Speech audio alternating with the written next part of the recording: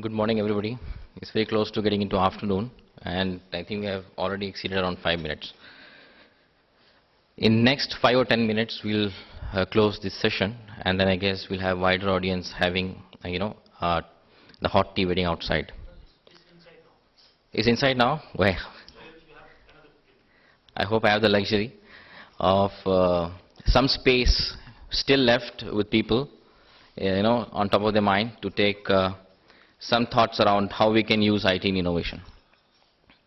Well, before I go into my session, why I picked up this particular interest of IT in innovation and IP, while I started in the space of IP, I got quite fascinated being from a background of research and having quite fun around inventing something which is useful commercially as well as something which can give benefit.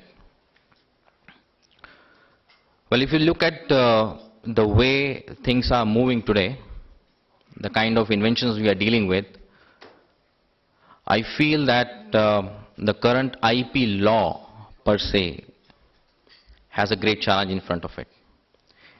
Fundamentally, if you see, we have been taught from school saying none test will clear you to get a patent. Well, let me talk about the novelty first. The kind of inventions that we are dealing today are so complex. First of all, they're so difficult to understand before you even qualify what is novel in it.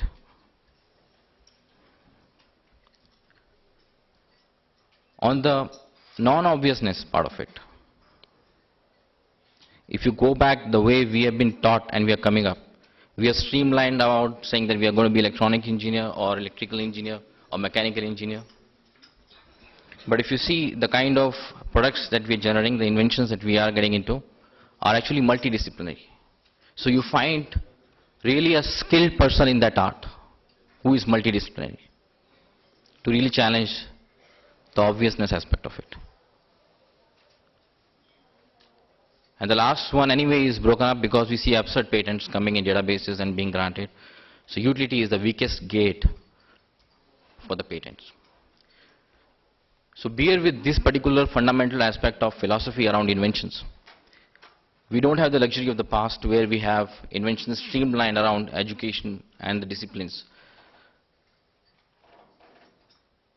Now another aspect, if you see, the traditional innovation houses are running on number of patents as the hallmark of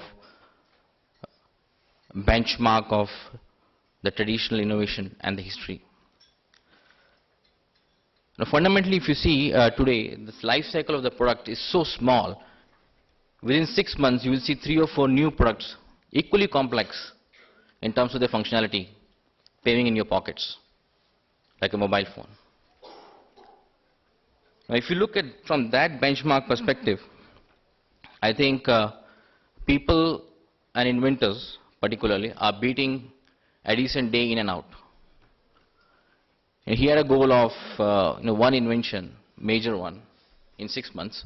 Well, if you are coming up with such complex products within 6 months, 3 or 4 times in terms of the life cycle is concerned, you can imagine the number of major inventions happening in that duration. Fast superseded. And one minor in 10 days is the reverse. You get 10 minor in a day. So that's the speed of innovation we are talking about. That's the complexity of the innovation we're talking about. It is going to go back in terms of how even we are taught about the subjects, in terms of the resources that we use for inventing new items and new things to add value to our life. So if you see that philosophical stance, IP laws per se, even if you see it's very difficult to define what software invention is. Different countries, different people are talking about differently.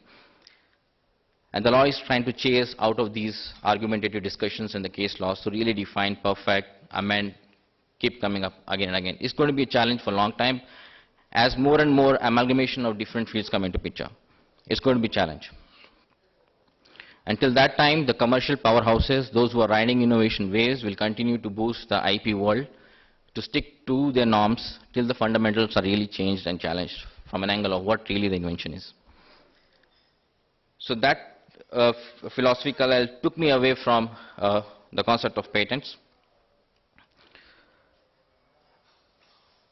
If you look from an angle of innovation, yes, it is required, it is continuous, and as I mentioned that we are moving in a place where we are dealing with innovation at the speed of light. So what is required for the inventors is how I can leverage the existing information in any form, patents and non-patent forms, and try to invent as quickly as possible, better, cost-effective, and in a more systematic manner. Because the kind of fields we are talking about are challenging, are complex. And IT has a big hand in that. And what I'm going to do is quickly take you through a couple of slides down the line where we see how a process which is built around innovation in an organization is looked from an IT perspective, and how over a period of time we have seen the rise of innovation tools. And we believe that as we move forward, we're going to have very sophisticated innovation suites which are going to help inventors to not only analyze the information, but also try to co-invent along with the tools.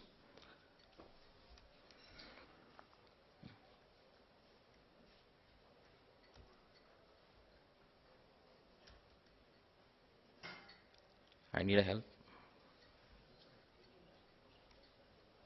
Okay, thank you.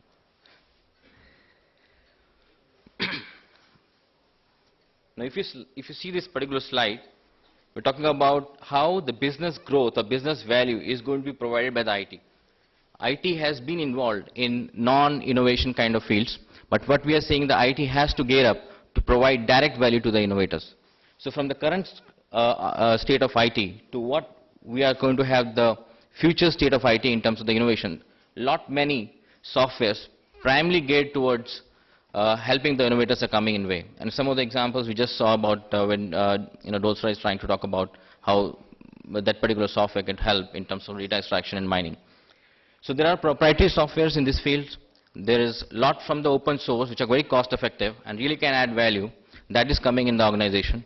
And a lot is happening in terms of the infrastructure for helping them to innovate. And those technologies are moving in rapidly and creating the innovation suite.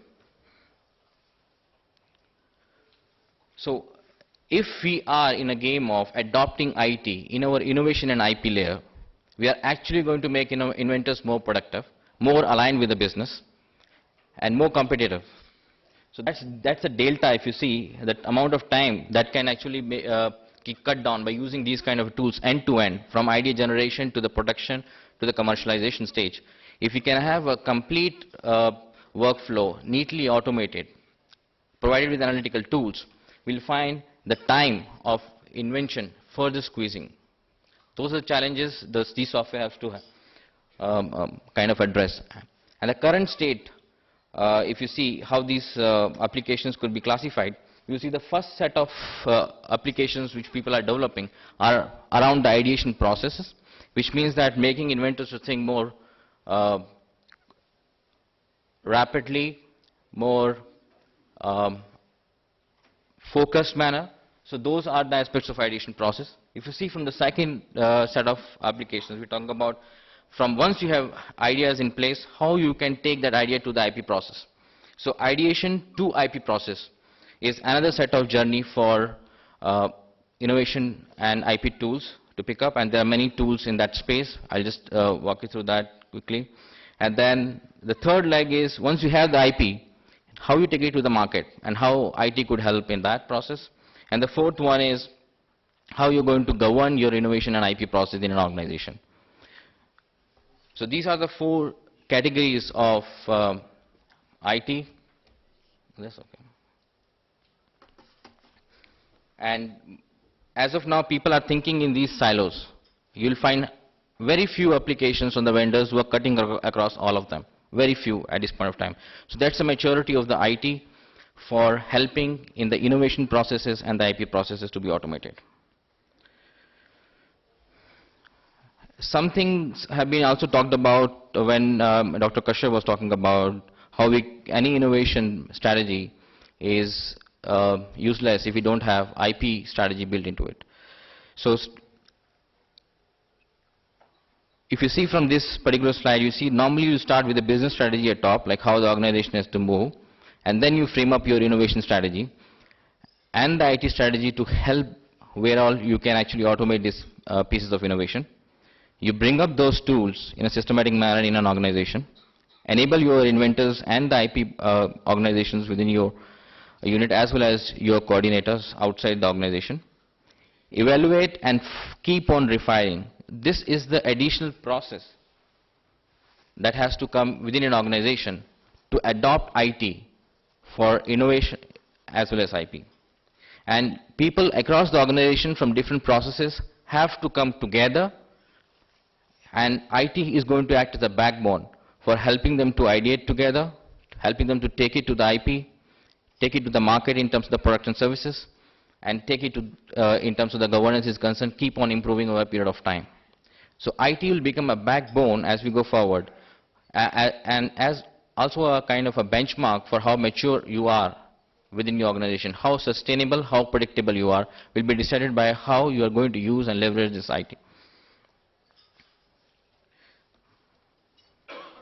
So the first category, if you see from ideation perspective, there are various vendors. There are a lot. If you refer to some of the URLs on the web, you'll find a list of many vendors who are trying to create, products in silos. More focused about how we can, stock the ideas, how we can get suggestions across the organization and outside the organization through suppliers and customers. How we can leverage web to have an open innovation in place. So there are many software vendors. They're focused only around actually improving all the KPIs, all the performance indicators around ideation as a process, to improve the maturity of it, to make it more from non-predictable, chaotic to more systematic to a large extent. And that brings in new techniques about how you're going to think, how you're going to analyze the information which already exists on your desktop, and how you can take it forward. So there are various techniques, as there were some slides when Avneet was presenting, the more time was spent actually defining the problem in terms of the theory of relativity is concerned. So that's a basic challenge. Before you actually invent, you need to really define your problem correctly, or redefine who are the stakeholders and what exactly I'm going to solve, what I'm going to add in terms of features, and an analysis of need versus want of the customer. So problems are not being defined in a neat manner, and IT is going to help in terms of temporizing how you can actually define the problem in a neat manner. So there are various techniques. I'm not going to talk about each of these actually getting protected in a way that they are going to wrapped or embedded within the products and services and defend itself in the market, which is open.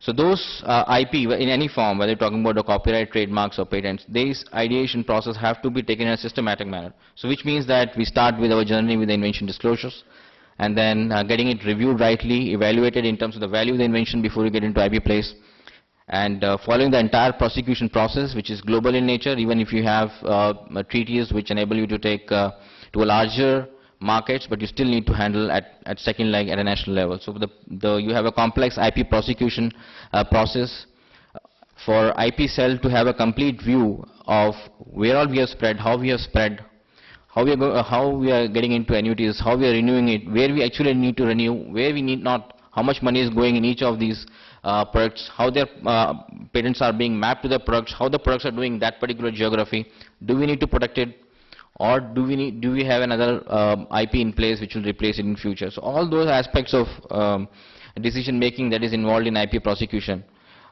Today these processes are quite inefficient, and many times people are protecting the patents which no way are functional, no way exist in the products and services, and won't be even used at all. So efficiency of the processes which involve prosecution, IT is coming in a big way to support that. Helping to conduct IP audit as you take your idea through the product, not waiting at the last minute of time, helping to do that. Valuation of your ideas, all those aspects, if you leave it just on paper and pen and to the people, will not be sustainable way of taking your organization forward. Again, there are vendors who are building these capabilities specifically from an angle of once you have an ideation, how we can smoothly take it forward to the innovation, to the IP. We have IP to market as the next one. Once you have the IP in place and you want to commercialize it, That is another journey where your ideas go to the market. A lot, many processes and complexities that need to be dealt with, and IT is the way to again support the people. So we talk about, for example, doing an FTU analysis or taking care of the licensing agreements and how effectively we are actually using those licenses. Commercialization aspects, which includes even marketing of your IP, how IT can help you in that. Accounting, budgeting, managing your portfolio over a period of time, and building the performance dashboards, which can be referred both in terms of the internal audience as well as the stakeholders or investors, those who are putting in that particular company. So again, there are a set of vendors who are focused to look at these processes and mature their softwares around it. Then we have a primary set of softwares who are trying to deal with the governance aspects of the entire innovation IP process, which means that how effectively you train your people on upcoming emerging technologies and trends, and how you can actually identify people in and around the business using any IP which exists outside or the products which are selling in the market, and then try to come out with the talent which could be acquired in the company. Developing a foresight, seeing how the trends are evolving, and then where to invest in a wide space. Managing the initiatives and knowledge management, collaboration, and the new product development. So these are the complex processes which could vary from one organization to another organization, and there are products which are focused around these processes. So the message that I want to draw is, one, leave apart what patent has to do, or IP, or number of patents we have to file. What is important is to take care of the innovation process, and IT has a big role to play. Second point that I want to convey is that as of now, the state of the innovation tools is such that they are operating in silos. They don't have a complete innovation and IP view, or even if they have, they are concentrating in niche areas. There is no one end-to-end view and end-to-end IT at this point of time in existence. But we see soon that once you emerge in silos, then you acquire horizontal strength and then connect end-to-end. So that's the second point. Third point is the fact that in each of these software, IT, we have now open sources which are quite mature, which you need not go through a proprietary way of developing your software. You can actually leverage very mature market of open source tools and bring value from all these four aspects of innovation in IT. So that's another area where people are focusing from open source strategy, how cost effectively we can bring it on our innovation and IP areas. And that will be the sign of how you can grow quicker and faster in more organized, systematic manner. Just to sum it up, what we are looking up is innovation factory per se. And if you really have a speed of innovation, you really don't need a help of, philosophical help of any patents. Because if you keep firing on the edge, on the top of the innovation curve, and you have a leap and a lead time for the next level of competitors to catch on to it, and every time you move ahead, you change your way you compete in terms of bringing in new products. You actually keep on continuing on the rope without actually taking help of patents. Speed of innovation is must. That was not the luxury of olden era, where the gestation period of coming out with new inventions was pretty long, and the market and the product life cycle was pretty long. So thereby taking help of patents. Even if you have a life of patent around 20 years, patents don't remain live for that long. So the basic fundamental thing is today we are looking about is using how an organization can think inside and outside by taking feed from across the products that you're building and actually taking in a systematic manner to the market, faster and better way. You beat any system around it. So IT has real value to the core for the inventors, for the IP management people, for the business people, and the inventors basically. So this particular diagram is just to summarize that you have various phases supported by the various software. The list is partial, and bottom line you see the governance practices which you can, in any of them you can actually leverage open source quite effectively, and that is one thing which actually beats the patents itself. That's a luxury of dealing with open source. I think with this the message is clear from my side, and I would like to close the session over here. Open to challenge.